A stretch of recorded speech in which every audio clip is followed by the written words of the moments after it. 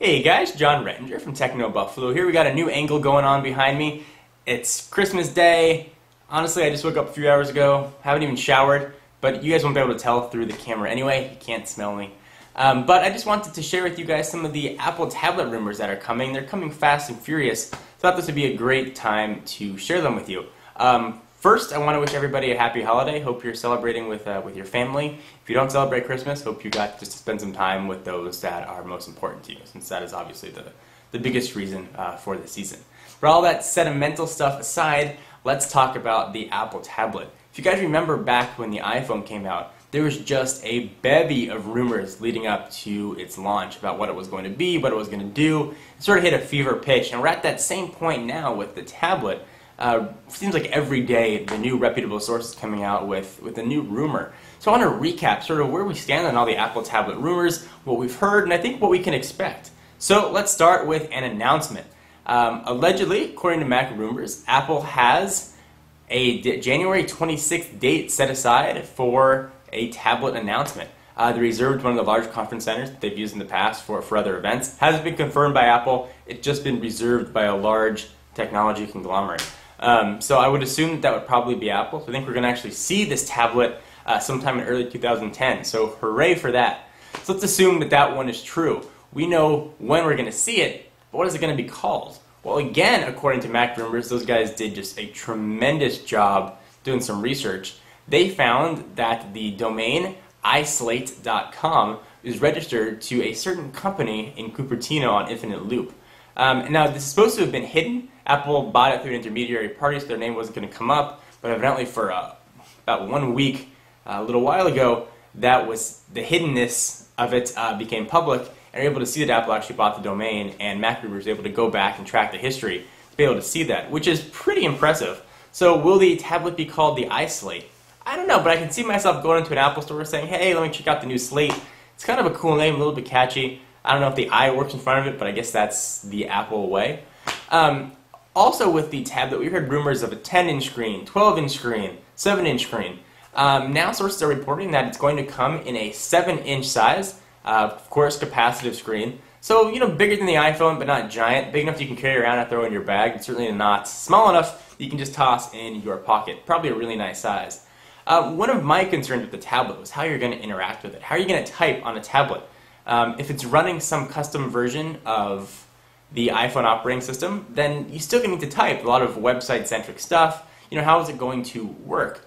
Well, again, folks at Mac Rumors shot out some really cool patent information that Apple patented a little while back for tactile feedback on a mobile device. Now, this is not just haptic feedback where you push a button and it vibrates. This is actually the screen changing. So I've got my iPhone right here. I'm going to try and sort of show you what I mean. So pretend this is a 7-inch tablet. Of course, it's just an iPhone 3GS. When you are typing or swiping, you've got a very smooth surface. And on a smaller device, you can see where the keys are on a keyboard. It's nice and easy. On a larger screen, you can't really hold it and move your thumb. It's going to be a little bit difficult. So supposedly what Apple has patented is a sort of tactile feedback. So the screen will actually change depending on what you're going to do. Little raised ridges will show up on the device as you're typing and sort of give you almost a keyboard-like feel. Which is really cool and super transformery. Not sure if it's actually going to come to fruition on the tablet, but it is one of the big rumors that's picking up a lot of steam, is the screen actually changing depending on what you want to do, which is really neat. For swiping, a flat surface is really great. Those of you that have used an iPhone or any other capacitive touchscreen, like the Droid or one of the other Android devices, you'll know what I'm talking about. It's very nice and very smooth and fluid.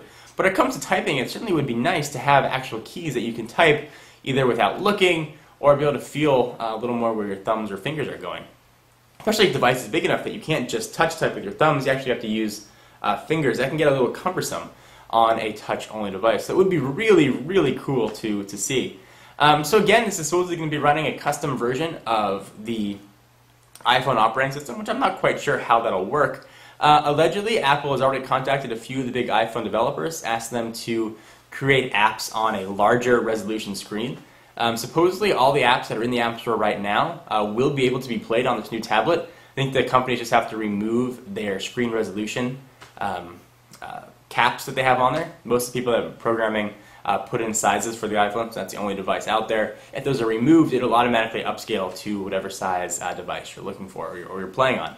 So hopefully that will offlay some of the fears people have had about the tablet. Personally, I think the tablet's going to be a great device if it even does come to fruition for magazines, for ebooks. You know, there's a great ebook platform for the iPhone, but I just can't read on something that small. It just hurts your eyes.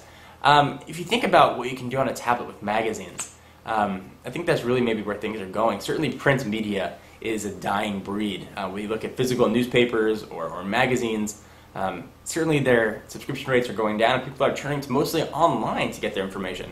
So having sort of this one encompassing device that you can read everything on a larger screen, because for me it's too hard to do on the iPhone, would be really nice. And of course with sort of an Apple flair on the UI, could be really cool. There's been talk about Apple also working on television deals with some of the major networks to get sort of content on the tablet. So imagine, in addition to just being your magazine, newspaper, and e-reader, this tablet can also be what you watch TV on, and sort of have all your content automatically either pushed or downloaded through some, I assume, version of iTunes right on your device. Would be really cool. So you can tell I'm excited about the tablet. Certainly it may be a little silly to be getting this excited about a device that hasn't even been announced or may not even exist, but it is something that I'm really looking forward to.